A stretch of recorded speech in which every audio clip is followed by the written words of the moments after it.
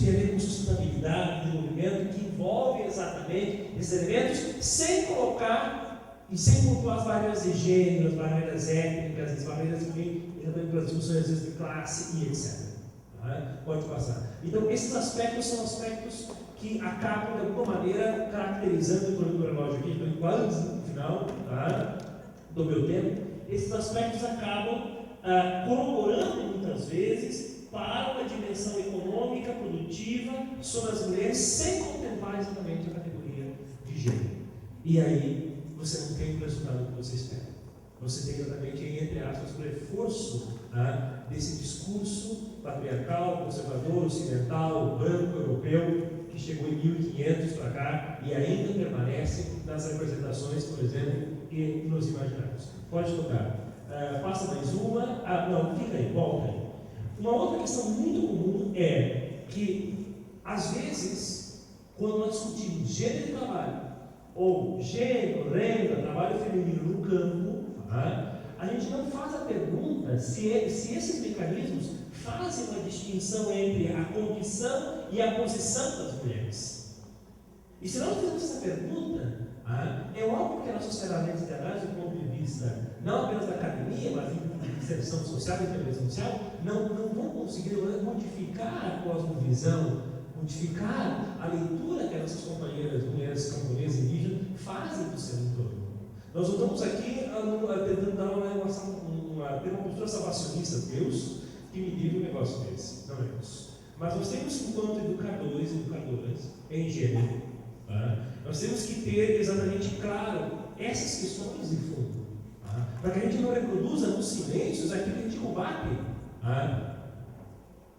no discurso. Pode passar. Outra questão comum é que muitas vezes, eu falava antes, o próprio Estado, com as suas cooperativas, associações, a própria universidade, acaba, essas instituições mesmas, afastando as mulheres dos próprios benefícios sociais. Acaba essas políticas que vêm de Estado, colocando que a necessidade das mulheres é igual a dos homens no desenvolvimento, nas relações de trabalho, e não são. Alguns exemplos que eu tenho, para fazer Itamaraty no assentamento do qual eu estou vivendo mais agora, é que grupos de mulheres resolveram romper com uma perspectiva agrária dada pelos maridos, pelos homens daquele lote X, que envolve lá 20 e poucas famílias. Porque a concepção feminina em relação ao trabalho é outra. E eu digo que é uma concepção de trabalho muito mais avançada do ponto de vista da sustentabilidade, do ponto de vista da própria renda, do que o homem. E aí há certas rupturas, muitas vezes, na relação de como o unidade familiar pode continuar existindo no campo com sentido e sobrevivendo nas condições de vulnerabilidade social que a própria economia agrária coloca nessas regiões de assentamento e nas regiões, por exemplo, indígenas. Eu tive o privilégio de conviver 3 meses no Peru, na região indígena de Piura, em outros tempos, com movimentos de mulheres camponesas indígenas. E também tive a oportunidade de conviver algum tempo na Espanha com a Federação das Mulheres Rurais da Espanha, que é o FEMUR, que é uma federação de mulheres rurais. O que essa federação fez? Ela era um conjunto de mulheres vinculadas ao sindicalismo tradicional. Ontem, nosso colega aqui eu esqueci o nome dele agora, à noite, o Antônio. O Antônio fala muito forte do movimento social, da continuação dos sujeitos dentro de uma bandeira exclusiva, enfim. Mas eu vejo, por exemplo, experiências como a Espanha e o Peru, que as mulheres só conseguiram pautar uma agenda de gênero quando romperam com a estrutura eurocêntrica tradicional de geral. Hoje, por exemplo, as mulheres camponesas na Espanha e no Peru, por exemplo, elas são produtoras rurais. Elas têm o poder na gestão, elas têm o poder da definição das suas políticas de sustentabilidade a partir da realidade delas, da ótica delas. E não abrem mão do espaço familiar, do espaço privado. Porque elas entendem que o espaço privado é o espaço de poder. É o espaço de poder. Elas não querem abrir mão do espaço privado, mas também não querem abrir mão do espaço público pela mobilização em termos de produção coletiva. Então, são experiências que está se desenvolvendo, no caso da Itamaraty, há várias células que começam a se desenvolver, onde as mulheres estão sacando, pode passar outro aí. As mulheres estão sacando que é necessário vista das relações produtivas, aonde que a categoria gênero possa dilatar esse olhar quando se constrói elementos ou práticas produtivas de sustentabilidade. O que eu coloco aqui, por exemplo, aqui no caso da área do Mato Grosso do Sul, o latifúndio é muito presente. A violência é muito presente do latifúndio sobre as pequenas comunidades. As políticas do Estado é muito presente em função do latifúndio, ao invés da pequena agricultura, da agricultura familiar e da agricultura tradicional, por exemplo, indígena. E aí a grande questão que não entende, e a própria FUNAI, por exemplo, a concessão que eu faço, bastante leiga, eu sou antropólogo, bastante leiga, é que a própria política, por exemplo, que vem de certos organismos do governo, não entende quando trabalha políticas às mulheres indígenas. A concepção de trabalho que vem da cultura indígena é uma outra concepção de trabalho diferente da concepção de trabalho quando chega no mundo ocidental. Então, as políticas hegemônicas que vêm muitas vezes não contemplam que a terra, a água, o solo, os animais, a floresta têm uma outra concepção do imaginário da cultura indígena para as mulheres. Só que as políticas que vêm, elas patrolam de uma maneira hegemônica essas dimensões específicas da cultura. E aí você não constrói, de alguma maneira, os grupos não conseguem construir devido a esse poder hegemônico, não conseguem construir, por exemplo, empoderamento feminino. E aí nós temos essas questões. Pode passar, passa mais uma, que eu já estou no meu tempo aí, e mais outra, vai para horizontes aí. Eu queria, fechando, dentro dos 40 minutos, eu fiz muitas lâminas, eu queria ilustrar bastante aí, eu queria colocar algumas questões que eu penso que se colocam como desafios. Não entendo que eu vou colocar agora como pontos do ponto de vista, olha, alguém que está dizendo que tem que caminhar por aqui. Não é isso. São algumas constatações que se aparecem no fim do curso. Se nós temos uma herança de uma cultura patriarcal brasileira, do mundo camponês, agrária, conservadora, que impôs papéis, violências às mulheres, que impôs aí representações acerca do que é o trabalho feminino e que é o trabalho masculino, construindo uma dicotomia nessa concepção, nessa categoria, e que isso nos chega até hoje. Eu penso que alguns horizontes se colocam, pode passar aí, e nesses horizontes eu penso que nós temos sim que começar pelo local. Eu sou um pouco gramsciano nisso, eu digo assim, ou seja, para mim o local é a grande célula da transformação. É claro que você está ligado a políticas mais gerais, do ponto de vista nacional, como a Lei Maria da Penha, ela vem e normatiza aí e coloca no cenário brasileiro uma luta das mulheres feministas há muito tempo. Não é? Mas eu penso que as experiências locais elas são fundamentais e elas têm, de alguma maneira, começar a observar que existem relações distintas entre homens e homens, mulheres e mulheres, e mulheres e homens, num determinado território. E nós temos que estar vigilantes que essas relações não são idênticas. Pode passar. E dentro disso aí, alguns teóricos propõem que, quando se fala de desenvolvimento, nós devemos falar, por exemplo, de desenvolvimento que viesse exatamente pela ótica da cultura. E dentro dessa ótica, o desenvolvimento tem suas lógicas próprias. São lógicas que temos que entendê-las para conseguir propor, para conseguir dialogar com esses grupos numa perspectiva de exemplo. E aí, diante disso, quando nós falamos, por exemplo, em processos participativos, a incorporação hoje do enfoque de gênero, ele é fundamental. Fundamental. Se quando nós falarmos em relações de gênero, desenvolvimento e trabalho, e nós não tivermos claro qual é o significado hoje da categoria gênero nesses processos, nós não estaremos construindo perspectivas do ponto de vista de políticas públicas que possam incluir essa diversidade de grupos sociais, como as mulheres camponesas, indígenas, afrodescendentes, quilombolas, dentro dessas perspectivas. Pode passar. E dentro disso, uma outra questão que eu acho que é muito importante é que a família agrária tradicional, nos moldes do Brasil colônia, as representações ainda permanecem. Bastante, tipo assim, modificadas, mas ainda permanecem. O que eu posso sacar muitas das conversas que eu tenho com as mulheres no campo, enfim, é que as novas gerações, ao verem e ao analisarem a situação de suas mães, não querem mais entregar essa geração. Aí é um corte de geração. As gerações que vêm no campo, por exemplo, estão quebrando esse modelo. E ao quebrar esse modelo, quebra-se também essa relação de subordinação que há no trabalho, entre aspas, feminino à ótica masculina.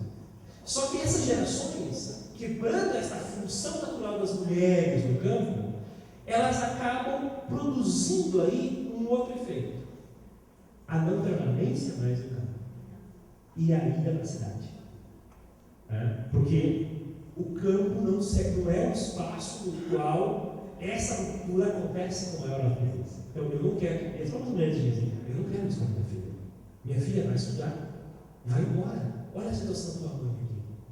Jamais eu vou querer para minha filha a situação que eu vivo, diz uma mãe, uma agricultora para mim. O que é isso? Isso é exatamente o quê? É uma consciência do que ela sofre e que ela deseja para a sua geração. E aí há um problema sério que é o abandono. Então, as políticas hoje, por exemplo, de assentamento no Brasil migra, não pensam em discussão de gênero. Não pensam, e aí você tem assentamentos que começam hoje, amanhã não tem mais. Ou lote, ou vende lote, ou aluga e vai embora. Aquele processo. E aí uma das minhas desconfianças é exatamente porque as políticas hoje do Brasil agrárias, elas não têm o efeito positivo, exatamente porque as instituições não pensam as políticas agrárias a partir da ótica de gênero e da diferença. E aí então nós estamos se enganando que há reforma agrária no Brasil. Estamos se enganando que há reforma agrária no Brasil. Pode continuar. Uma outra questão que eu coloco aqui, que ao mesmo tempo também eu vejo que há protagonismo de mulheres no campo, sim.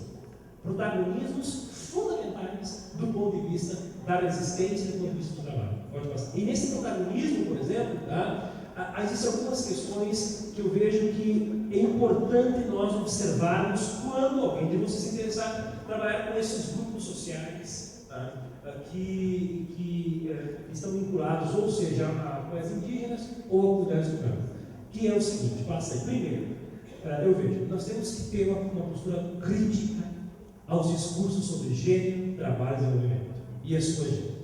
Nós temos que estar conscientes e atentos quais são os sentidos que esses discursos produzem, esses documentos, quando falam em gênero, trabalho e desenvolvimento e que circulam aí. Essa é a primeira questão que eu vejo que é fundamental. A segunda questão que eu vejo, que está aí também, é que pensar a política do trabalho sem o protagonismo feminino é a transmissão de uma ordem hegemônica e patriarcal. E que essa ordem hegemônica continua impondo as violências que nós estamos já acostumados a ver nessa história do Brasil.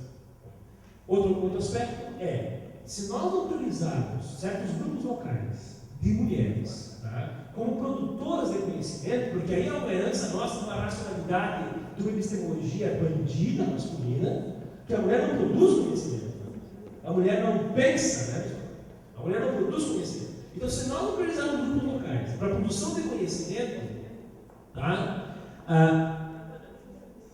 nós não vamos conseguir aí, de alguma maneira, construir empoderamento com esses grupos.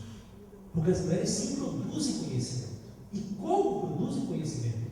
No campo, seja no campo agrário ou nos espaços indígenas. Só que esse conhecimento, nós sabemos como é que ele se manifesta, como é que se manifestou na história dos dias de hoje, quando nós falamos um pouco da ótica feminista. Um outro aspecto também pode passar, e aí uma coisa que está me incomodando, que tem que estudar mais. Muitas mulheres, e não vou universalizar isso, viu pessoal? Muitas mulheres estão buscando, e aí eu estou com uma tese bem desconfiada, que ele exatamente é não poder quebrar os papéis de gênero, a opressão de gênero no espaço privado. Elas estão buscando trabalho fora da exploração agrária, fora do campo. Então, há mulheres que moram no campo, mas estão deixando de participar com o marido da produção da capina e passam a desenvolver outras atividades. do ponto de vista atividades que têm a ver aí com a economia solidária, atividades que têm a ver com o comércio na cidade, então elas vão à cidade, voltam no final da tarde. Quer dizer, eu estou notando que muitas mulheres estão tentando sair da exploração agrária, tá, tradicional, e reinventar uma outra atividade no qual ela seja um protagonista sem estar vinculado a esse modelo hegemônico de produção, né, dado aí pela história brasileira.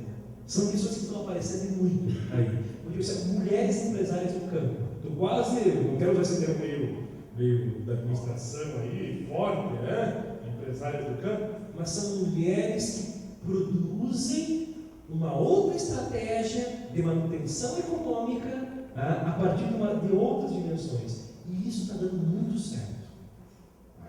Isso é uma coisa que eu tenho que pensar mais. Tá? Pode passar. E aí, dentro desse contexto, estou concluindo, tá?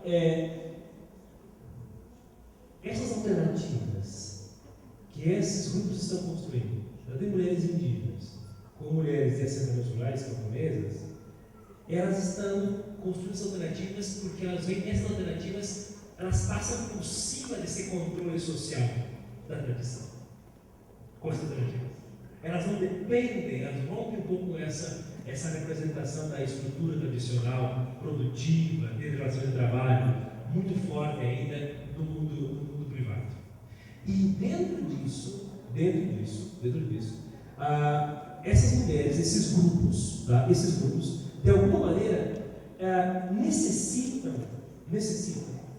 por estarem rompendo com essa herança tradicional de produção e de trabalho, elas necessitam muito hoje de formação, de pensar-se a si mesmas, pensar as estratégias, a partir da onde? A partir dos recursos endógenos locais. É a tradicional saber e o fazer das mulheres. E eu vejo que aí é uma forma de empoderamento muito importante. Mesmo que continue mantendo-se aí a vulnerabilidade social, a crise no campo, a pobreza no campo, as situações de violência no campo, mas eu vejo aí sim o protagonismo feminino das mulheres camponesas, não todas, por favor, mas eu vejo aí células se colocando, se desenhando como uma forma muito forte de poder, de empoderamento, dado por essas estratégias. Para fechar, concluindo mesmo, eu quero dizer que nessas 18 anos de convivência com mulheres do campo, e aí por causa da minha mãe, né, eu sempre dizia, e aí hoje eu acho que eu entrei nas questões de gênero, porque eu via muito a violência de gênero na minha casa, em relação ao pai e à mãe. Ainda hoje, quando eu volto para o sul, meu pai é pequeno agricultor, ele é agricultora, tem 20 hectares de terra, vou morrer lá. Né? Mas ainda vejo hoje que na relação do pai à mãe, na vida do campo, ainda muito permanente algumas questões do ponto de vista da violência de gênero. Né? Na questão da casa, na questão do espaço público, na conta do banco, no decidir o que plantar, o que colher, ainda muito permanente nessas questões que nós herdamos. E eu digo que mais do que eu vou